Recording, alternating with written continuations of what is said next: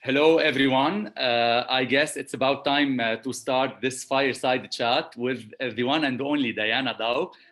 On the behalf of Changelabs team and the founder of Changelabs and CEO Karim Samra, I'd like to highly welcome you to this fireside chat. Actually, we're so happy with our partnership with Big Buy Orange to support and run the program for 8 months with 6 great companies who are with us here today. In addition to many other attendees, we expect more joiners during this live discussion. Actually, our target audience today will be representatives from startups, from scale-ups, in addition to some university students and some other executives from the entrepreneurship ecosystem. I'm glad to have you, Diana, today. Thanks انك لبيتي دعوتنا. Actually, we'll have a little introduction about you in a minute or so. And definitely we have many questions. Our digital media platforms were very busy over the past few days, receiving loads of questions from many people who follow LinkedIn, who are on LinkedIn, and who are interested in your personal profile, especially after having seen your biography or have Googled you or LinkedIn you. Actually, I'd like to go to the other slide. Thanks, Jana, for helping us in this setup, and for Rabia as well. We will be glad to host Diana Daou, who's the head of client solution management in the MENA region, Middle East and North Africa at LinkedIn. I'll go to the biography of Diana. So Diana Daou holds a 15 years track record across the Middle East and North Africa region in creating digital experiences, not only as an entrepreneur, but also in various business planning and strategy roles within global tech firms as Yahoo and Snapchat. And this adds flavor to our discussion because we will have some questions about your journey with Yahoo and Snapchat. You are, Diana, a true passion for building and growing new organizations from the ground up, grassroots, and driving business growth within large tech firms. Your passion first manifested itself in 2009 when you led the integration of the Maktoub.com advertising department within Yahoo during the Arabic Internet Startups acquisition. Today, you head the client solution team at LinkedIn, covering enterprise growth and acquisition in the Middle East, ensuring that businesses are set up for success on the platform. And I guess based on the deliverables which we are seeing on LinkedIn, you're doing a great job. Without further ado, I'd like to welcome you again, Diana, and I'd like to ask you to tell us a bit about yourself and your career journey, like in a few words, and definitely we'll go into deeper insights during this 1 hour discussion. Perfect. Thank you, Hassan, for the introduction. And I'm really looking forward to the discussion today and hoping that our audience is going to be able to take some, golden nuggets and some valuable insights after this 1 hour that we spend together. So on my career journey, I'm going to try to keep it short. We could spend a whole hour on this. But so I'm originally Lebanese, but I grew up in Germany for most of my life. I actually lived in 4 countries across my entire life. So I lived in Germany, I lived in Lebanon for a couple of years, I lived in Saudi Arabia as well, and in the UAE for the most part now for the last couple of years.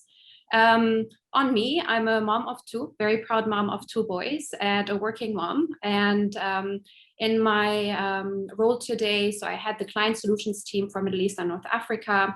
I look after a multi-channel, very complex business, which includes enterprise, growth markets as well, but also acquisition. And I started my career, if I take you back to the year 2005, I started with a local internet startup, which is called Maktoub.com, and it's Jordan-based for my Jordanian audience on the call. And in 2000, yes, and you might know Maktoub very well. So it was really such an amazing, I think, start of my career. I wasn't planning on being in the world of media and advertising back then. I actually studied international affairs and political science and moved to Dubai to work in the field of diplomacy and humanitarian, which didn't come out to be true because I stumbled upon a friend of mine 15, 16 years ago who asked me to join this local internet startup, which is Maktub.com. And we really set it up from scratch. I was the #2 employee in Maktub.com. And I can tell you the way that we started was really, I think, just looking back, we had a very small office setup. At some point, we were even sharing chairs. The way that we ran the business was very manual. We didn't use any technology back in the day. And Wow. fast forward, we were able to grow that business after a couple of years. And in 2009, Yahoo came in and acquired the business, which really changed a lot for us. So coming from a startup and a very, I think, flexible process to then being part of this huge tech giant where there's a lot of bureaucracy, where there's certain procedures and policies to follow. At that point, I was managing a team of 40 people across the region, so including Egypt, Jordan, UAE as well. And fast forward in 2011, I met my now husband, who is an engineer who had a construction firm in Saudi Arabia. And for him, I moved to Saudi. And the first couple of months, I was spending my time between UAE and Saudi, but because Yahoo didn't have a presence in Saudi, I really pushed myself to start my own social media agency, which I ran for a couple of years. And that was a great experience. Again, I went from startup to corporate, back to startup. That team grew to a team of 22 people at that point. But it wasn't until I had my second child very quickly then I realized that I really wanted to move back to Dubai. And that's really what I did. So I uprooted my family and moved my kids to Dubai. My husband followed me afterwards after a year. And in Dubai, I continued my entrepreneur, really, I would say, aspiration. And I launched a digital transformation consultancy, which I ran for a couple of years. And there were a lot of learnings there because I launched that agency. And I think year one was very strong.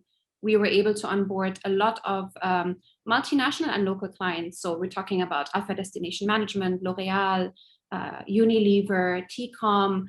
And it was, I think, in year 3 when we faced some difficulties in terms of actually collecting all the projects that we put out in the market. And at that point, I decided that it was the best thing to actually close shop after hiring a big number of people. So we had a development team in Lebanon. We had some very senior individuals that we hired globally to base in the Dubai office. And there were definitely a lot of learnings there, during that. And I'm sure, Hassan, you're going to have probably a lot more questions on that. Yeah, sure. Actually, you're talking about a movement from the entrepreneurial scene to the corporate, then entrepreneurial. Where do you find yourself more? And as an entrepreneur, do you think that you need to inject momentum into your entrepreneurial career path by gaining some of the experience of the corporate world? That's a really good question. And I think when you're in the corporate world, it doesn't stop you from having an entrepreneurial spirit. And I'm very lucky to be working with a company where I can truly, truly still manifest that.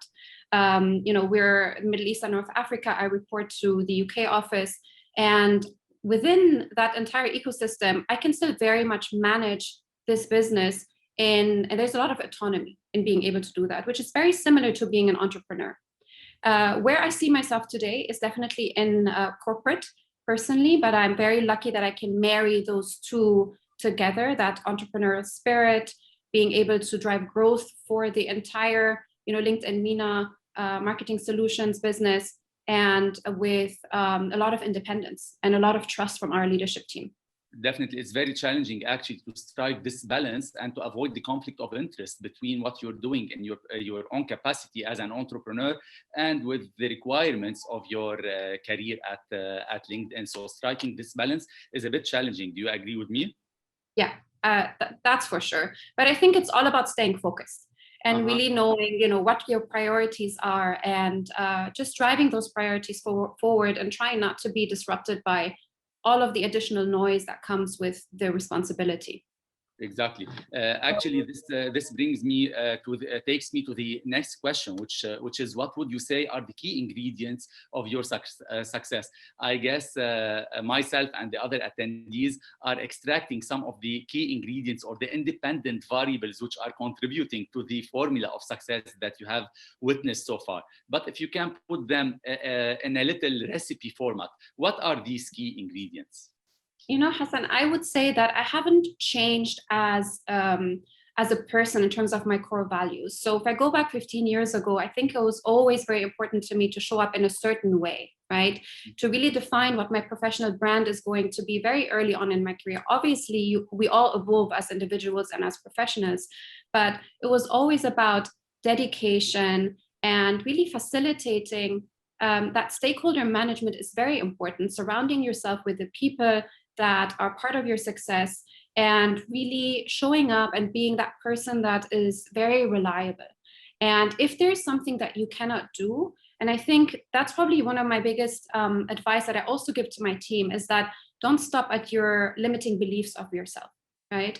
Education is great. I mean, we all have graduated from different fields, university, certifications, but you really, really develop and evolve on the job itself. And it's all about be open and step outside of your core role. And this is something that I've always done from the very beginning, is really to step outside and look at, okay, I'm in account management, doesn't stop me from learning about finance and procurement and HR and planning and strategy. So that's really what I would put out there, is that have an open mind, show up with dedication, and it's the success doesn't happen overnight, right? It's these little decisions that you take over the many years that will make that impact. And I think it's really the impression that you leave on people is what they remember more than the tasks that you were able to push out. Exactly. Sounds interesting. So you're concerned about managing your relationship with the stakeholders.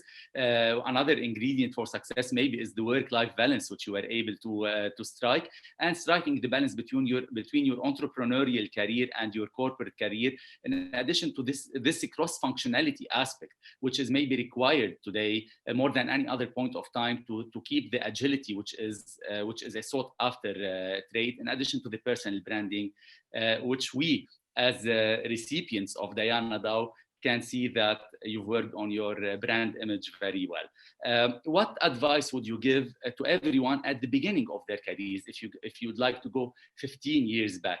Very briefly, if you can, please. Yeah, I would say have an open mind and truly, truly think of where you can add value. And some of us have studied, you can come from a construction background and end up in business, or vice versa. And it's really about, when you are starting your career early on, really look at what are the opportunities around you. And even for me, working with a complex organization, which is LinkedIn, a global company, which is part of the Microsoft ecosystem, I can tell you that today, there are still a lot of opportunities for improvement and development. So, taking it back 15 years ago, always look for those opportunities and look for where can I add value in addition to what I'm already doing. And that will go a really long way. Lovely. Okay, after having had a general overview on your career, how it has started, and a bit on your personal life, let me move to a bit of technicalities on LinkedIn. What are the latest features at LinkedIn that you are stressing on? It's a really good question. So there's a few, but if I wanted to focus on, I think what's relevant for the audience on the call today, I will focus on two products. Or two latest products that we launched very recently. And the first one would be LinkedIn Live and Events. And for those who might not know, LinkedIn now offers the opportunity to go live publicly. So with a live event to cover breaking news, general discussions, Q&As, guest panels. And we also have launched LinkedIn Events, which focuses on, it's a planned event that's tailored to private attendees. So this can be in the form of a product demo or an educational event that's planned in advance and promoted in advance. And it can be multiple sessions in one day. And I think we all know that virtual events has become very accessible. It's cheaper, and it's provided opportunities that event organizers have not had before. And if we look at even the ROI, so the return on investment that we're able to get from virtual events versus physical events, I can give you an example, a very recent example, actually, in in my own role, which is I look after Middle East and North Africa. Saudi Arabia is a core market of ours, right? Prior to COVID, the breakout of COVID, we were heavily focused on launching physical events in the UAE. And as a result of that, because we don't have a presence in Saudi Arabia, we do have Saudi nationals as part of our team who are based in Dubai and look after the Saudi market. But organizing an event in Saudi Arabia is complex. There are government approvals that will have to come into place. And there is that, the aspect of flying in and the logistics of that is a lot more complicated today. A bit of red tape, maybe. Sorry? A bit of red tape. Yes, for sure. And there's local laws and regulations that have to be followed. Today, I have to say, in the past year, we were able to launch the same number of events in Saudi that we can launch in the UAE because it's all happening virtually. Mm-hmm. And we're able to invite some of our big tech and telco clients that we have in Saudi onto a Zoom meeting. So it's removed that barrier. So taking it back to your question on technicalities, and this is really, I think, a key message on when it comes to live and events. I believe that, in my opinion, it's very important to invest in a virtual event strategy. Whether you're a big corporation or a small startup, it doesn't matter, because the tools, the social media tools are available today to be able to launch events very successfully. And do you think that this will be the new normal that we have to survive with, or in the aftermath of COVID-19, maybe we will go to a blended status somewhere between virtual and physical, or the virtual is the only new normal? This is a really good question, and it's a huge topic at the moment. And I can tell you, it's actually even a topic that we're discussing at an EMEA leadership level as LinkedIn.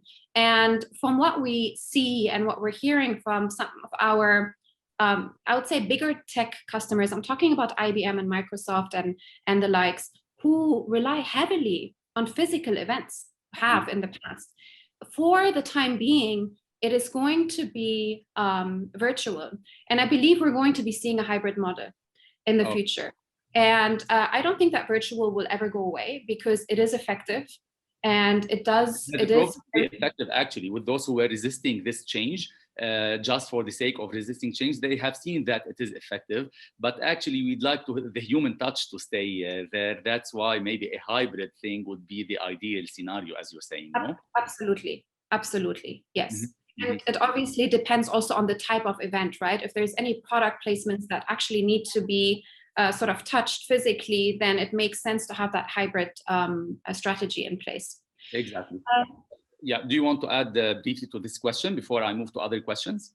Yeah, so I spoke about events, and the other feature that I would like to talk about, which is really available for everyone to use today, is LinkedIn Stories. And LinkedIn Stories is a very authentic way to show professionals, who your brand really is. And those stories, they exist in an organic and in a paid form. So it's today, it's a top of feed placement, and it provides a very immersive viewing experience. And it's a very playful way of storytelling in a professional context. The story disappears after 24 hours. You're all familiar with this type of format. Definitely. And I think what's important in this one is that our members, LinkedIn exists for professional purposes. And our members today, they really are blending their professional life with their personal life. I'm a big user of stories myself. We use stories to, I think, to really demonstrate sort of the culture that we have within the team, projects that we are currently focused on. It is it's a very nice way of blending the professional context with the personal context, because that's really where business is. This drives me to a certain question, that there is always an accusation that LinkedIn is not another Facebook. So we have to mind that there is a thread line between our personal life, a thin one between our personal life and our professional life. Borrowing this feature from Snapchat, it started actually with Snapchat, then with Instagram, Twitter, Facebook, and other social media platforms. Don't you feel that the professional aspect of our persona on LinkedIn would be compromised? That's a very good question. And my answer to this is that, you know, the mindset that our members come with to the platform is already a different mindset, because you're on LinkedIn to invest in yourself, to educate yourself, to learn, to connect, to network and all of that. And it is really down to the member not to, I would say, you know, risk that positioning. And at the end, we cannot forget, yes, it's a professional platform, but professionals are humans, right? So we can't fall into the trap of being too robotic or too corporate. And the reality is that behind every B2B professional, there's a human at the end of the line, right? And this human is living a blended professional personal experience, especially in the situation we're in right now, because we're working from home. And you know, it happens to me where I'm part of a forecast call and one of my children walks into the call, and this is something that today is very acceptable. This is the new norm. Exactly. And yeah, actually, I totally agree with you, Diana, but I just trying to play the role of the devil's advocate, because we always see this accusation of some people on LinkedIn who don't know how to put a thin wall at least, between the professional and the personal. At the end, we decide on our persona, on our brand image, and how we want to unveil it, whether on LinkedIn or on any other digital media platform. What does LinkedIn aim to become? Especially with this blend and with these two new products which we have stressed on, what's your vision? And does this vision change with time, with the volatility, uncertainty, complexity, ambiguity of the market, with the change in the nature of the workforce that we are living with, that we are targeting? Yeah. That's a really loaded question. So I'm happy you asked that question. So let's start with what LinkedIn is today. So LinkedIn is the world's largest professional network. Exactly. You know, we have over 740 million members in more than 200 countries worldwide. And the vision, because you asked me about the vision, LinkedIn's vision is to create economic opportunity for every member of the global workforce. And what that means is really already in motion today, because if you think of the platform, you think what is happening on the platform currently, every second, you know, it is about people are able to find jobs, but that's not where LinkedIn stops, right? There's a lot of professional content that's being consumed on the platform today. And you have marketers who are marketing their services and their products on the platform as well. So if we look at, based on all the member demographics that we have and all of the interactions that are happening on the platform, you know, we know that we are connecting the world's professionals because we make them more productive and successful. And if I, you know, want to give it another statement, I truly believe that LinkedIn is a digital representation of the global economy. And what that means is that, you know, you have 55 million companies on LinkedIn. You have over 150,000 schools and universities of LinkedIn. And you have a large member base, right? And looking at all of these interactions that are happening on the platform, that is really powerful insights. And as LinkedIn, it allows us to use these insights. We have actually a team at LinkedIn called the Economic Graph team. Mm-hmm. And this team works with global leaders, and it analyzes the labor market, and it recommends policy solutions to prepare the global workforce for the jobs of the future. Exactly. And I guess you leverage on the analytics of big data, which is one of the components of the fourth industrial revolution. And having this big access to the big data of the consumers, to the consumers' behaviors, to the consumer psychology, it keeps you on the top of things, and you can have more calculated and educated decisions. I'll suffice with this answer because I need to move into another category of questions, which is related to SMEs, who are the major component of our target audience, because we work with the startups. And definitely this episode, this fireside chat will be posted at a later stage on different platforms, including YouTube. And we want to have the maximum benefit for all the target audiences. Sure. How can SMEs benefit the most from LinkedIn? I'm very passionate about this topic because I know what it's like to run a startup or a small to medium enterprise. There, actually. Exactly. Yeah. But what I can tell you, just to tie it back to LinkedIn, the SMB community on LinkedIn is one of the most active and most rapidly growing. And just to share a statistic with you, we have 4 SMB LinkedIn company pages that are created every minute on the platform. Wow. So SMBs truly are very active, and they really are using the platform to make their business goals and their business aspirations a reality. So if you're a small to medium enterprise business today, think of how much are you turning to LinkedIn to establish your company brand, your solutions and your services and your business capabilities and your connections. And are you publishing content that is valuable for your target customer? And are you stimulating conversations through valuable insights that you want to share within the customer base that is within your target? And there's so much in terms of what SMBs can do on the platform. This is just all from an organic presence. If we take it a step further, it's there is also something what we call an ABM. I'm not sure how familiar the audience is. So ABM is an account-based marketing strategy. So for SMBs who have already a strong or are in the process of building an organic presence on LinkedIn, can also move to marketing their solutions on the platform. And in a paid format, you mean? Yes, that would be in a paid format. So it's okay. Yeah, sure. But don't you fear that some of the users of these paid formats or paid solutions in some developing countries find that the prices are a bit expensive, as is the case in Lebanon, for example, with the huge depreciation of our currency? So don't you think that you can have customized solutions for different target audiences depending on whether they are in a developing country or a developed country as part of your social responsibility? 100%.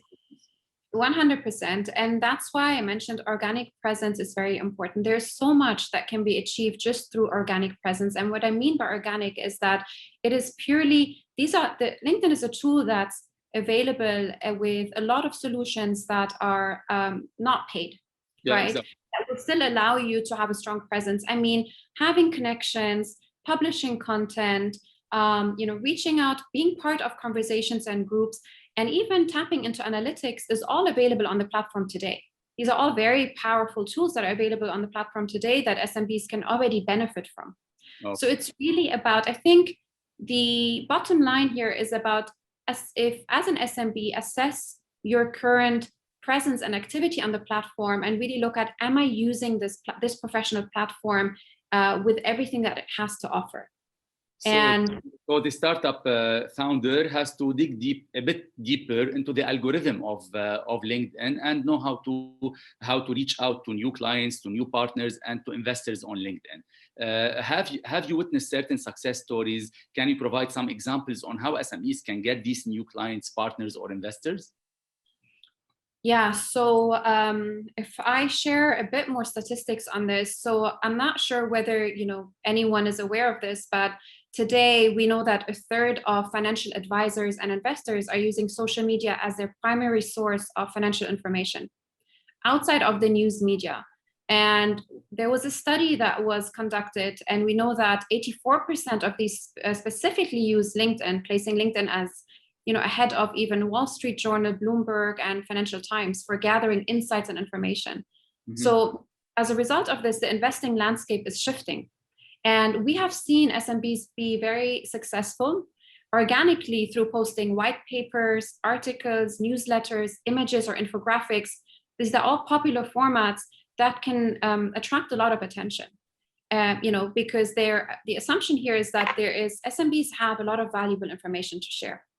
And when you have the right network around you and the right content, you're investing in that content and putting it out there in these different formats that I just mentioned, right?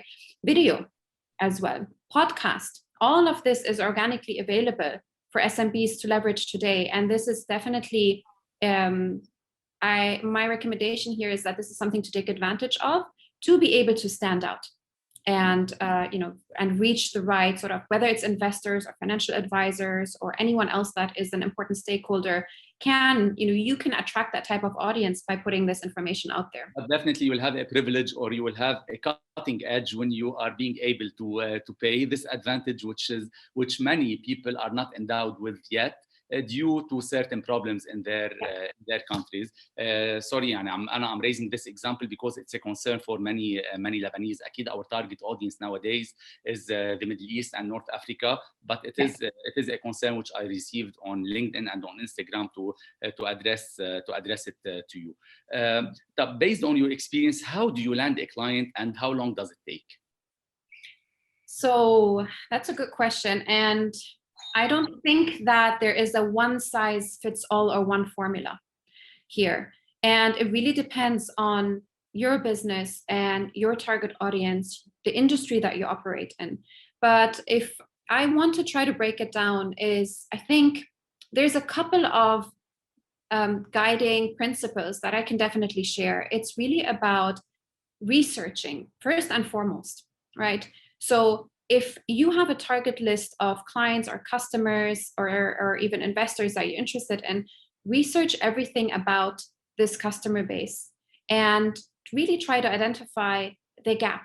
Because when the gap is identified, you know that your solution is going to be valuable. And I think that's sort of the first guiding principle, is that it's very important to understand your customer base, what their needs are, and map the right individual within your organization, even as a small startup, to the seniority of the person that you want to reach out to. But I believe without research, it's going to be really difficult to speak your prospecting target customer language. And that's really important just to understand, what are they talking about? What are some of their challenges? And really use that, speak their language, to be able to reach out to them and address their pain points. I think, Hassan, you're on. Yeah, sure. How do you decide which clients to approach and when to approach these clients? So I'm going to share with you how we look at it currently in our business. There is different type of segmented clients. So there is what I would call maybe quick wins and big bets, right? And it depends on the industry that you're operating in.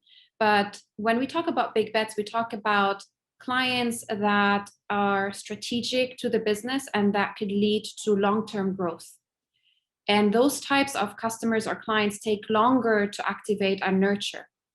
And when it comes to quick wins, and this is really what we see in the world of our acquisition business, for example, is that these are customers who are, ready to engage with you. You're clear in terms of what their pain points are. You're clear in terms of what their needs are, and you know that your proposition, your products and solutions are already really valuable at this point. And I think that really, again, this is another question where there is no one size fits all, and it's really about understanding your customer base and looking at, how do I segment that, and then after that segmentation is, what strategy do I use to go after these different types of customers. How do you specifically build and maintain long-term relationships with your clients? I think professional relationships are not very different from personal relationships, because it's about you're establishing that relationship, and it's about, there is an exchange of value here. So that's really important. But it's not all about selling, right? So we're in a world of selling and providing services and solutions. It's really about understanding, what is your customer driving? What are their objectives? What are they trying to solve for? And when you understand this, and I think consistently over smaller moments, deliver value, that will really allow to establish that long-term relationship with a customer and create that trust and that loyalty in that professional relationship. Exactly. How do you improve our chances of getting a response on LinkedIn when reaching out to potential clients, investors, or any new connections? Is it all about understanding the algorithm, posting a lot, posting engaging content, or are there other tips and tricks? So yeah, this is partly, I would say, goes back to really understanding your the stakeholder that you're reaching out to. is really asking yourself, okay, why am I reaching out to the stakeholder? What is it that I can provide in terms of value? And make that really clear. And I think I mentioned it earlier, is that it's very important nowadays in the world of business is to keep that human way of communicating. Don't fall into the trap of becoming robotic or almost sounding like everybody else that's reaching out, because it is a highly competitive environment, right? And really understanding, okay, this customer, there's a reason I'm reaching out to this person, is because I have read something on their website, I've read something about their blog, maybe something in the news that they've recently shared, and really use that as nuggets or data points to speak their language and come to them with something valuable. And that happens on the platform. And I think that is really important. It's just really that level of understanding, that research first and understanding where is my value, because when there is value and you reach out in a human way, the chances of actually being, recognized or responded to are higher. Exactly, and any transaction or relationship between two target audiences or two stakeholders is about exchange of value and creation of value. So you need to create this value, and then you can exchange at a later stage. The prerequisite is the creation of value, no? Yeah, absolutely. How can a startup or a scale-up tailor its offering to clients? What are some examples where you've done this? I'm going to take you back to a couple of years ago. So when I had my digital transformation agency, because I think that's really relevant. And we started this agency in 2015. And back then, our unique offering was, we're going to be building websites and mobile apps, and sort of digital development was our focus, right, and our services. We quickly realized, as we started onboarding these customers that I mentioned earlier, is that not only did they need a provider, an agency to come in and help them develop their website and their mobile app, they also needed advice when it came to transforming digitally. So their entire digital transformation was a really big need. And we saw that across a couple of our clients back then, where it started with building a website, and then it came to, we actually also need a CRM system. And how do we tie that CRM system to our website and really make everything work seamlessly in the background? And that's where, we put our heads together. I remember with my chief, my CTO and our head of user experience, and we came together and we said, okay, we are recognizing that there is a need beyond what we're already offering. Do we have the capability and the skill set to tap into that need? And at that point, we had to a certain extent, but we were missing certain, type of talent, right, within the team. And it was all about really working with our customers and looking at, okay, how important is this? By when do we need to be able to develop this and service you? And we were able to hire the right talent to be able to add and tailor, right, to these needs that our clients came forward with. Exactly. Actually, this takes me to another question, also for SMEs who wish to offer services, products to LinkedIn, or who want to partner with the company. What's the best way to reach out to you? Good question. So I'm going to give you two answers here.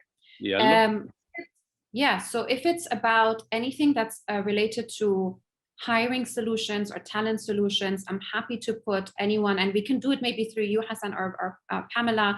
I'm happy to put anyone in touch with our talent solutions team. If it's marketing solutions, it would be myself. If it's any other type of offering, I think a recommendation would be here really just to share. I'm happy to receive certain profiles or some context around what that offering is. I can give you a good example where, as big as our organization is, right, as LinkedIn, we very recently signed an agreement with a local agency as our content partner. We work with a lot of advertisers, and there was a challenge for these advertisers to actually produce content that's fit for LinkedIn. This is not something that we produce internally. We don't produce ad content for our customers.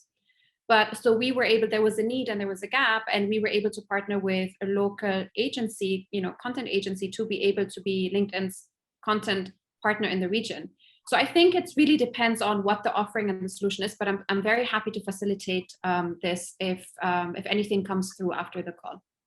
Amazing, amazing. So when anyone who's attending this call or who will be watching this call once we have it on other digital media platforms knows that he can reach out to us or to you directly or to you through us, and we'll be very glad to help in making this liaison between the client himself or the innovator himself and LinkedIn.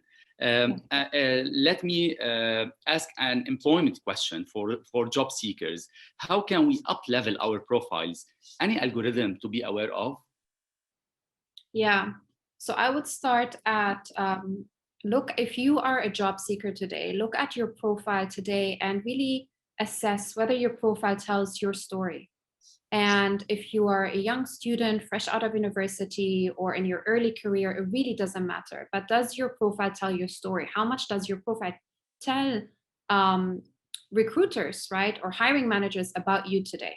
And if the answer is not much, there's an immediate action item here to really go into the profile and really start adding in like your story and what tells what stands out about you as an individual, your accomplishments and achievements so far. And again, this doesn't apply to somebody who's in a leadership position. It does apply even to students that are fresh out of university. That's the first thing I would say to look at.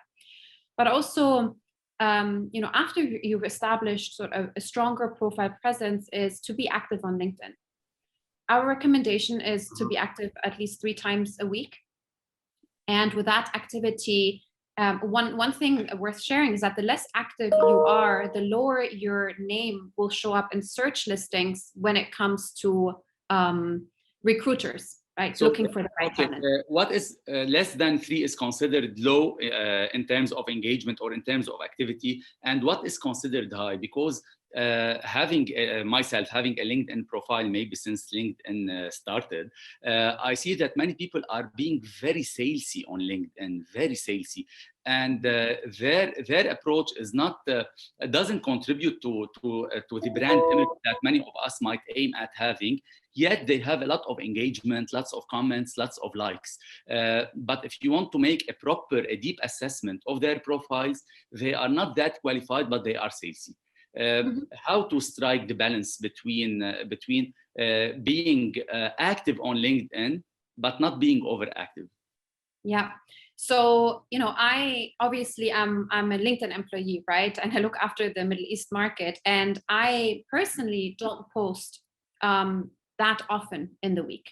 And it really depends on your objective, right? So when we talk about if we're still within the context of job seekers, and not selling, but in the job context of job seekers, the recommendation is really to be active at least 3 times a week. And that is purely an algorithm fact, right?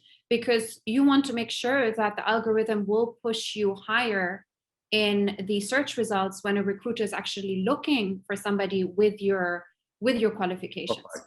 Yeah, that's one. And also very important to note, it's important that obviously your profile is public and not private. I mean, this is sort of a given.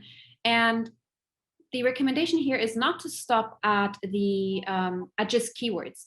So a title or saying, graduate of University X would not be enough. And that's not what the algorithm will be able to sort of pick up.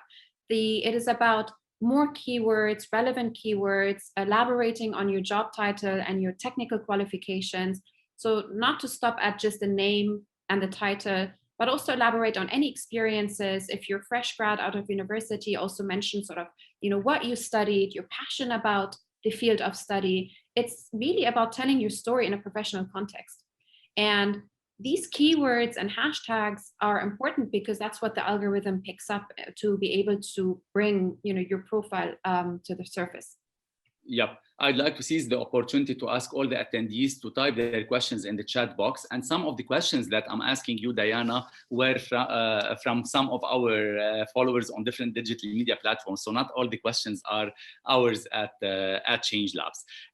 What are the features we can use to make our job search more efficient?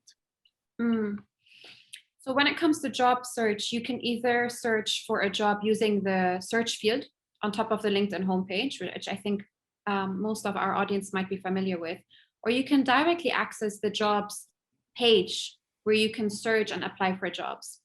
We have millions of jobs that are posted on LinkedIn every day. And also, I think, and we mentioned it earlier, it's important that you create a strong profile before you begin your search. And it's what we just covered earlier, because that will allow you to stand out and showcase your skills and expertise. There's a few other, I think, tips or options I can give for job seekers. You can enable the open to work feature from your LinkedIn profile, so recruiters can actually see that you're open to work, and it shows up as a banner on your. But maybe this reflects negatively on your current employer, no? So that is a good point. There is a way for you. I mean, look, there is a way for you to say formally, I'm open to work, and you're happy for the entire network to see that. But there's also, if you're not comfortable in using the banner, there's other ways to signal to recruiters that you're open to work, and you can exclude your current employer from actually seeing that. Okay, that's so there are some settings to play around with. Okay, amazing.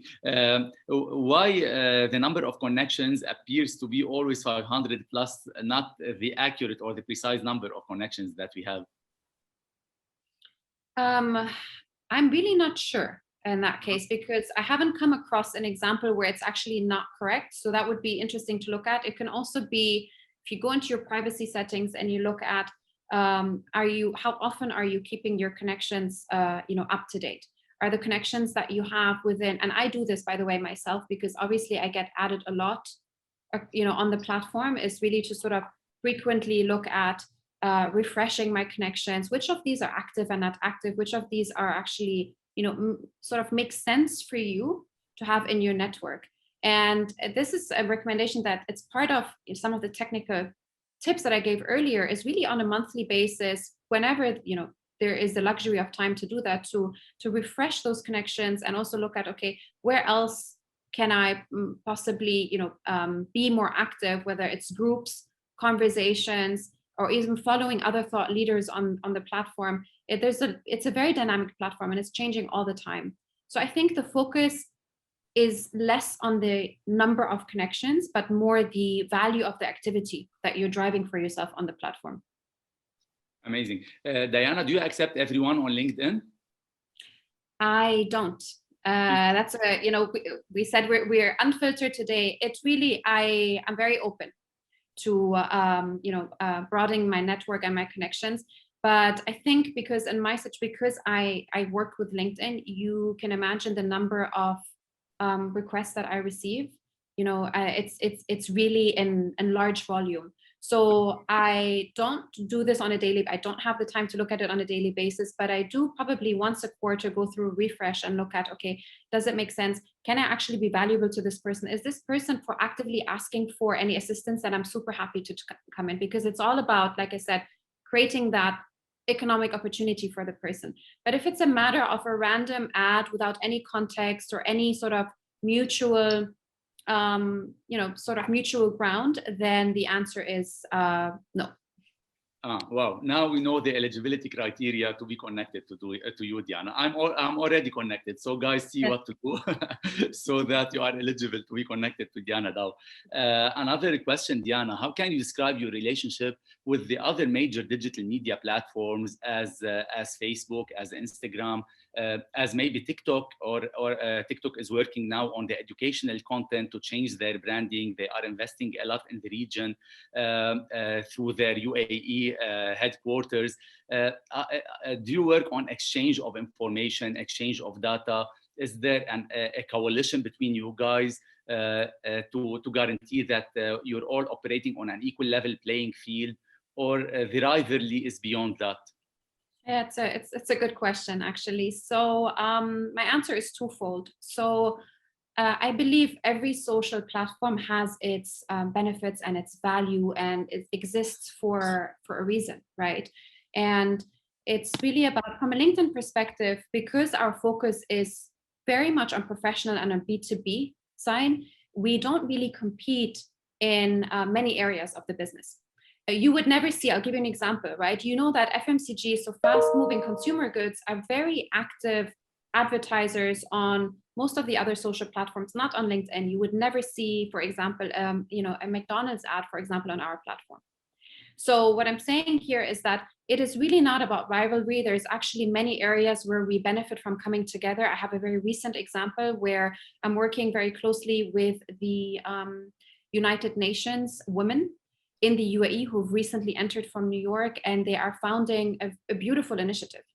And this is an initiative which is called the Unstereotype Alliance. And under this alliance, we are coming together as LinkedIn, as Snapchat, as Facebook, as some of the big media agencies, where we're all actually founding members. And this is, I think, really powerful, where we're committing to the cause of removing stereotypes in the world of media. So for example, there's a lot of women today who believe that media and advertising and marketing doesn't accurately reflect them, right?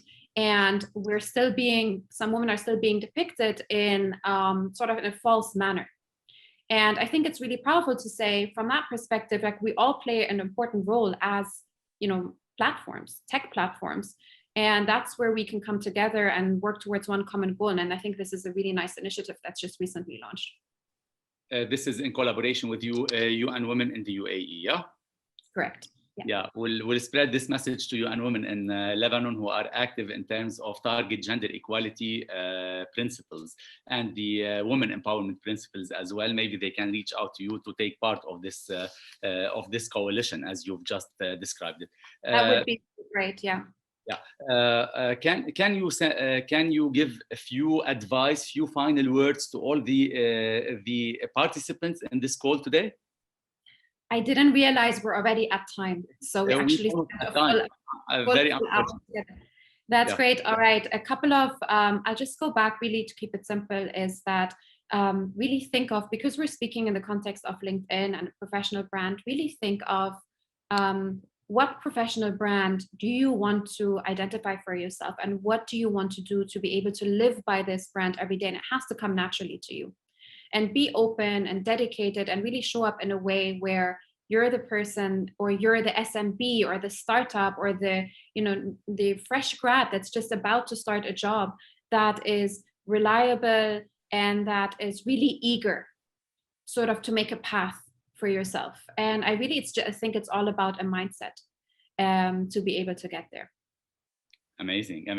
Diana, Daou, during this session over like 55 minutes, you were an excellent storyteller, by the way, and you were able to give us a general overview about your career, a bit of insights into your life and how you were able in an exemplary manner to strike this balance between work and life. And it's one of the major challenges to have this work-life balance.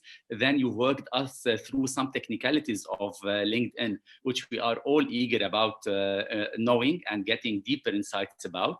Then we had some talk about the product market fit and sales questions, especially for startups, for scale-ups, and for small and medium enterprises. And we had some LinkedIn employment questions.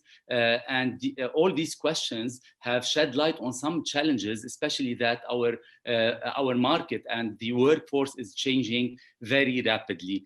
On the behalf of Changelabs, on the behalf of Big Buy Orange, I'd like to highly thank you for being an excellent speaker and very inspiring to everyone.